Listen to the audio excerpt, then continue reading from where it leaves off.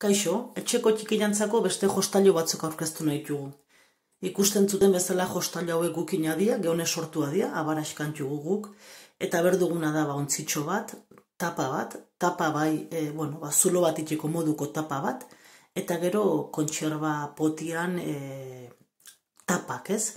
Tapa, tamaino diferentetako tapak. Eta jolasa da pixka bat, aurrekin berduna da, zulua hortatikan sartu, ez?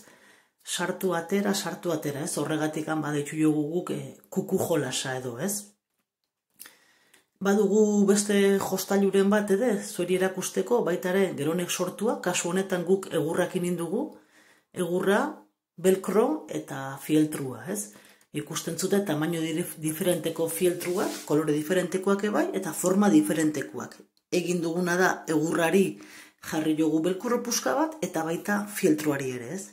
Orduan, aurrekin berduna da, egur horretan, izan daitekela beste material bat, inberduna da, itxatxi, ez? Orduan, emango dio aukera, nahi duen bezala, nahi duen moduan itxasteko, eta beti izango du diferente, ez? Beti sortuko du, tablaero horretan sortuko ditu irudi ezberdinak, bai kolorez eta bai formaz baitare, ez? Honek emango diona da aukera, nahi du nian desegin, ikusten zuten bezala nahi du nian desegin, eta nahi du nian berriz ere osatu beste kolore, beste forma, beste irudi batekin, ez?